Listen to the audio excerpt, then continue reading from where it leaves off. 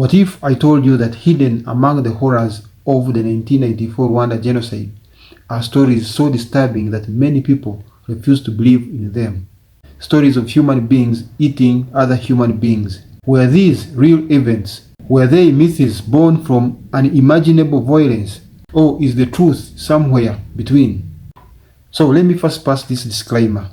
This story is based on historical reports, court records, survivor testimony, and published journalism.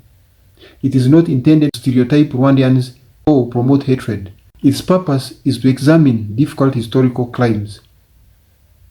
In just 100 days, nearly 800,000 people, mostly Tutsi, along with moderate Hutu, were killed. The violence reached almost every corner of Rwanda. Entire families disappeared, churches became killing grounds, schools became places of fear. Yet among countless stories of brutality, a few accounts stood out because they were almost impossible to comprehend.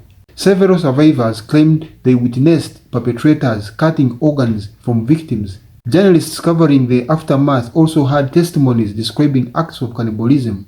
But hearing a story and proving it are not the same thing.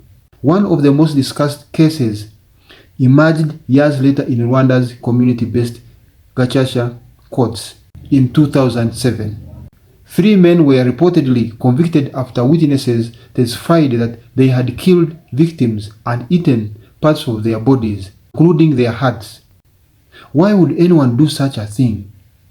Some researchers believe these acts were meant to spread terror. Others suggest they reflected the extreme psychological collapse that can occur during genocide. Still others argue that some stories may have grown over time as trauma mixed with memory. There is another important fact.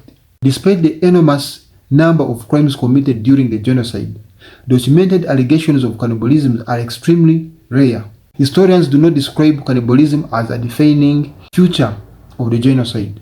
Instead, they describe it as isolated allegations involving a very small number of individuals. That distinction matters because when we study history, we have a responsibility to separate the actions of individuals from an entire nation or people. In 2005, Rwandan authorities also investigated separate murder cases involving alleged cannibalism. Again, these cases were treated as exceptional crimes, not evidence that such acts were widespread. This raises an uncomfortable question. Why do these stories receive so much attention? Perhaps because they represent what many people consider the absolute edge of human cruelty. But focusing only on the most shocking claims can sometimes hide the larger truth. The greatest horror of Rwanda was not cannibalism. It was the systematic killing of hundreds of thousands of innocent people in just over 3 months.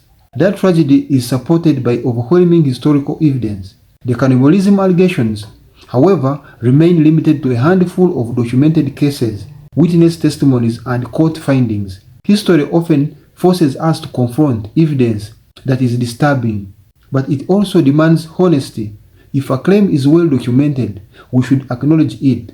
If evidence is limited, we should say so. If uncertainty remains, we should not pretend certainty exists. Perhaps that is the greatest lesson. Not every horrifying story is false, but not every horrifying story should be accepted without careful examination. So what do you think? Should rare but documented allegations become part of how we remember history? Or should the focus remain on the overwhelming evidence of the genocide itself? Share your thoughts respectfully in the comments. History belongs to everyone, but only when we pursue it with truth, evidence, and humanity.